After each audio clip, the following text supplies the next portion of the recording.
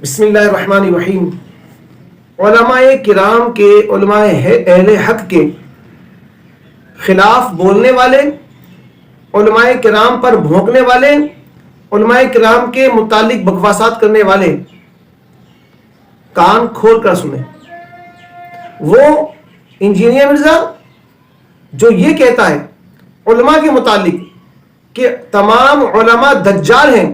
جو جمعہ کو منبر رسول پر بیٹھتے ہیں،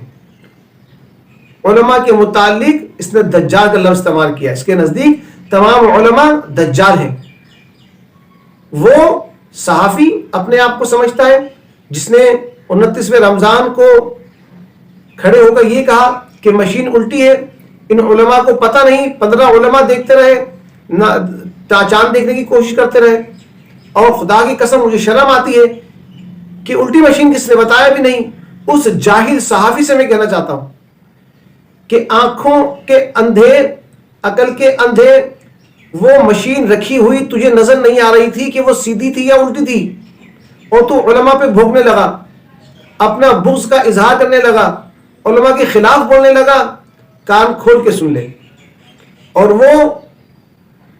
شخص جو مغلان عکسی ہے، وہ روڈوں پر نکل کر لوگوں سے بھی پوچھتا ہے کہ آپ نبی کریم صلی اللہ علیہ وسلم کی کوئی سی بھی 3 سنتیں بیان کر دیں، کوئی سی بھی 3 سنتیں بتا دیں۔ اور جب لوگ نبی کریم صلی اللہ علیہ وسلم کی سنتیں بیان کرتے ہیں کہ بیٹھ کر پانی پینا سنت ہے، داڑھی رکھنا سنت ہے، عمامہ پہننا سنت ہے، مسواک کرنا سنت ہے، جب وہ اس طرح کی سنتیں بیان کرتے ہیں تو یہ ارمغان عکسی علماء کے خلاف بھونکنا شروع کر دیتا ہے کہ ہاں بس جو دکھاوے کی سنتیں ہیں یہ لوگ وہ بیان کرتے ہیں۔ کوئی عالم نہیں بتاتا، کوئی علماء بیان نہیں کرتے کہ دودھ میں پانی ملانا نہ ملانا بھی سنت ہے، اور جناب والا جھوٹ نہ بولنا بھی سنت ہے، اور ملاوٹ نہ کرنا بھی سنت ہے، دھوکہ نہ دینا بھی سنت ہے۔ ارے بدبخت علماء کے خلاف بھونکنے والے،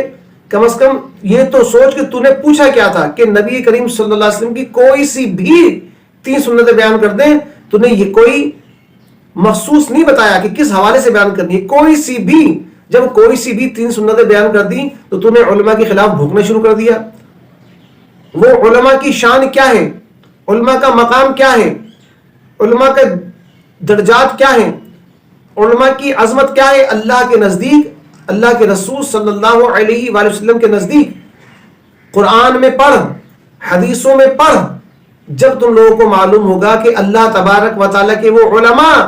جن کی تم تکفیر کرتے ہو، جن کی تم تذلیل کرتے ہو، جن کے مخالفت میں تم بولتے ہو، جن کے بارے میں بکواسات کرتے ہو، جن پر تم بھونکتے ہو، اپنی گندگی نکالتے ہو، ان علماء کے متعلق اللہ تبارک و تعالیٰ کیا فرماتا ہے قرآن مجید میں، اس قرآن میں جس کے بارے میں اللہ تعالیٰ نے پہلے واضح طور پر فرما دیا، ذالک الکتاب لا ریب فیہ، یہ وہ عظیم رتبہ کتاب ہے جس میں شک کی کوئی گنجائش نہیں۔ اس قرآن پاک میں اگر تم قرآن کو اللہ کا کلام مانتے ہو، اللہ کا سچا اور پاکیزہ کلام مانتے ہو، آسمانی کتاب مانتے ہو، حق کی کتاب مانتے ہو، رسول اللہ صلی اللہ علیہ وسلم پر نازل کی گئی قرآن پاک، یہ کتاب اللہ تبارک و تعالیٰ کی طرف سے حق ہے، سچ ہے، اسے تم مانتے ہو کہ اس میں شک کی کوئی گنجائش نہیں، اور تم اگر اپنے آپ کو مسلمان کہتے ہو تو سنو کہ اللہ تبارک و تعالیٰ نے قرآن مجید فرقان حمید میں کیا بیان فرمایا ان علماء کے متعلق۔ اللہ تبارک و تعالیٰ شاہ فرماتا ہے انما یخشی اللہ من عبادہ العلماء، اللہ سے اس کے بندوں میں سے وہی ڈرتے ہیں جو علم والے ہیں۔ یہ اللہ تبارک و تعالیٰ علماء کی شان بیان کر رہا ہے جن کے خلاف تم بکواسات کرتے ہو۔ اللہ تبارک و تعالیٰ ایک اور مقام پہ شاہ فرماتا ہے یرفع اللہ الذین آمنوا منکم والذین اوتوا العلم درجات، اللہ تمہارے ایمان والوں کے اور ان کے جن کو علم دیا گیا ہے درجے بلند فرمائے گا۔ اللہ تبارک و تعالیٰ نے جنہیں علم عطا فرمایا، جو علماء ہیں، اللہ تعالیٰ فرماتا ہے کہ میں ان کے درجات بلند فرماؤں گا۔ اللہ تعالیٰ ان کے درجات بلند فرما رہا ہے، تم ان کی تذلیل کرتے ہو، بدبختو، بے شرمو، بغیرتو۔ ایک اور مقام پہ اللہ تبارک و تعالیٰ شاہ فرماتا ہے قُلْ هَلْ يَسْتَوِي الَّذِينَ يَعْلَمُونَ وَالَّذِينَ لَا يَعْلَمُونَ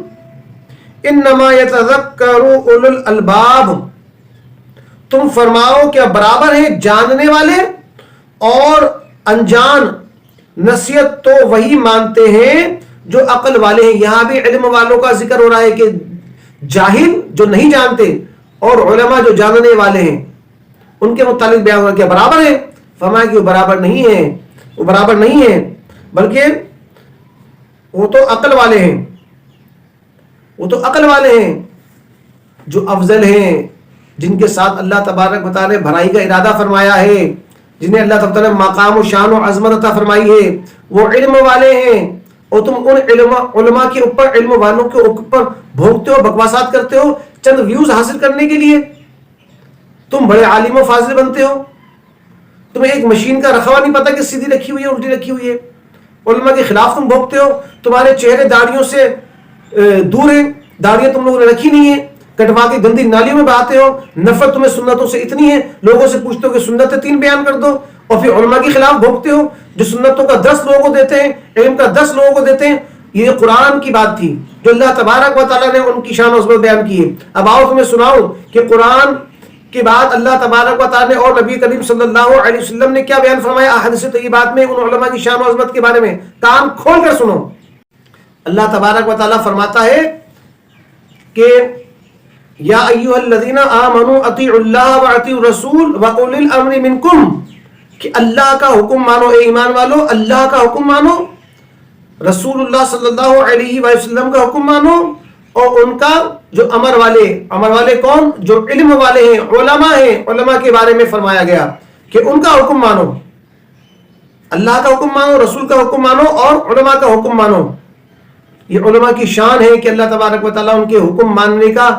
حکم ارشاد فرما رہا ہے، ان کی پیروی کرنے کا ارشاد فرما رہا ہے، ان کی اطاعت، ان کی فرما برداری کرنے کا حکم فرما رہا ہے. قرآن پاک میں علماء کے بارے میں فرما رہا ہے،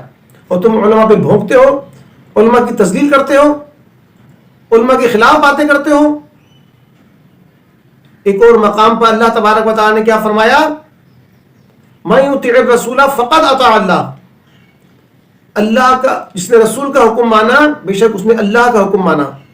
اب رسول اللہ صلی اللہ علیہ وسلم کا حکم ماننا ہے تمہیں. اب رسول اللہ صلی اللہ علیہ وسلم نے علماء کے بارے میں کیا بیان کیا، کیا شان و عظمت بیان کی، اس بارے میں حدیث سے بتاؤں گا. ایک اور مقام پہ اللہ تعالیٰ ارشاد فرماتا ہے وَمَا يَنطِقُ عَنِ الْهَوَىٰ إِنْ هُوَ إِلَّا وَحْيٌ يُوحَىٰ، اور یہ نبی اپنی طرف سے کوئی بات نہیں کرتے مگر وہ جو ان کے رب کی طرف سے انہیں وحی کی جاتی ہے. تو یہ 2 آیتیں بیان میں اس لیے کی تاکہ رسول اللہ صلی اللہ علیہ وسلم کا حکم مانو. یہ قرآن میں اللہ نے حکم دیا، اور حضور علیہ الصلوۃ والسلام کا فرمانا اپنی خواہش سے نہیں بلکہ اللہ تبارک و تعالیٰ کی وحی کی طرف سے ہے. تو حضور علیہ الصلوۃ والسلام نے اپنی علماء کے بارے میں کیا بیان کیا، یہ سنو. اپنے آپ کو مسلمان کہتے ہو، جس نبی کا کلمہ پڑھتے ہو اسی کی بات نہیں مانتے، سنو حضور علیہ الصلوۃ والسلام کے فرماتے ہیں. حضور علیہ الصلوۃ نے فرمایا، ترمذی شریف کی حدیث ہے، جو شخص طلب علم کے لیے گھر سے نکلا تو جب تک واپس نہ ہو اللہ کی راہ میں ہے. یہ عالم بنتے وقت کی بات ہے. جو علم دین سیکھنے کے لیے، علم حاصل کرنے کے لیے، عالم بننے کے لیے گھر سے نکلتا ہے جب تک واپس نہ لوٹے، حضور فرماتے ہیں وہ اللہ کی راہ میں ہے. اب سوچو، جب علم سیکھتے وقت یہ راہ میں چلنے والے کا عالم ہے، اس کا مقام اور درجہ ہے، تو عالم بننے کے بعد اس کا مقام اور مرتبہ، شان و عظمت کیا ہوگی. سنو حضور علیہ الصلوۃ والسلام کیا فرماتے ہیں. حضور علیہ الصلوۃ والسلام فرماتے ہیں والدین کے چہرے کو دیکھنا عبادت ہے،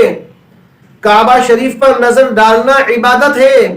اور عالم کے چہرے پر نگاہ ڈالنا تمام عبادتوں سے افضل ہے، تمام عبادتوں کی اصل ہے. حضور نے فرمایا والدین کے چہرے پر نظر ڈالنا یہ عبادت ہے.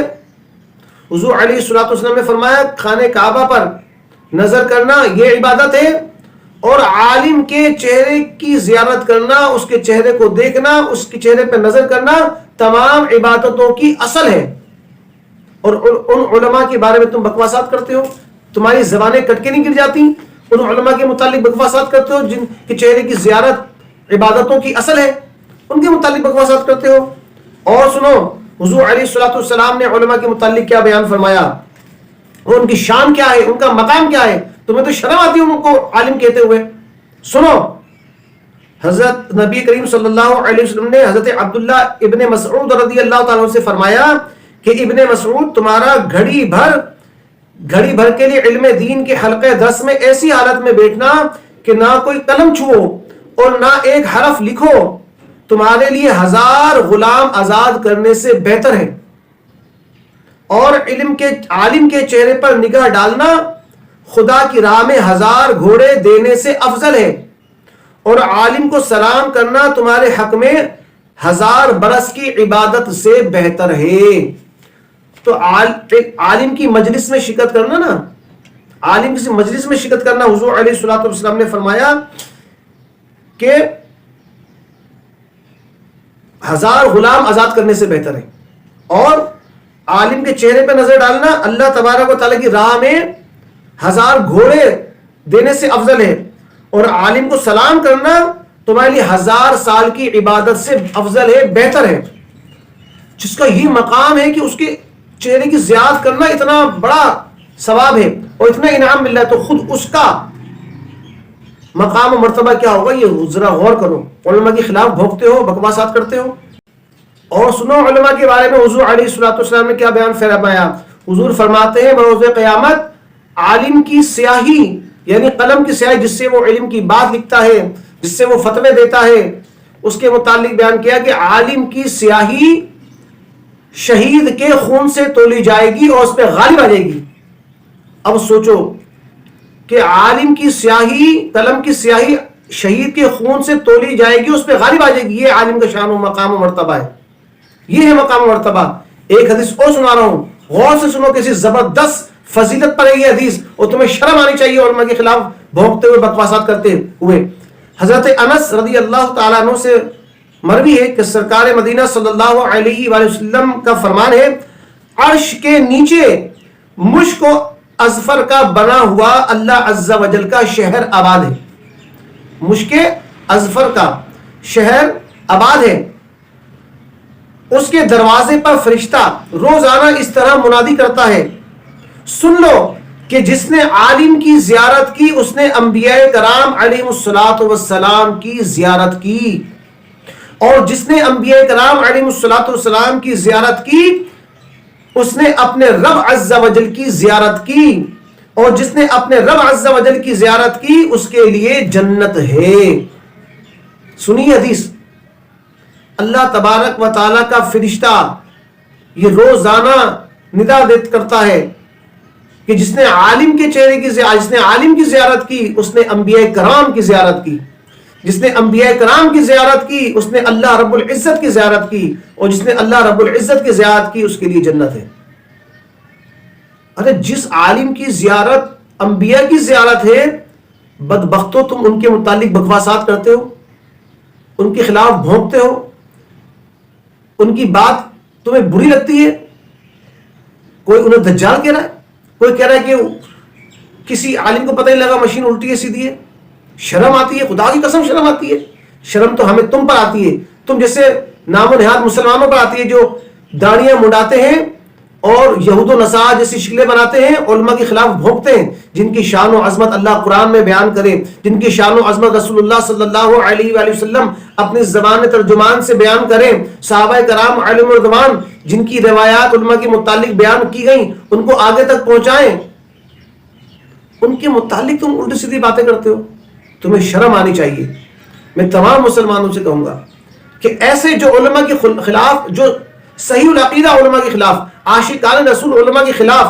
سنت کے پیکر علماء کے خلاف بھونکتے ہیں، بولتے ہیں، بکواسات کرتے ہیں، ان کو سننے سے بچیں، ان کو سننے سے بچیں اور ان کو لان تان کریں۔ میں تو کہتا ہوں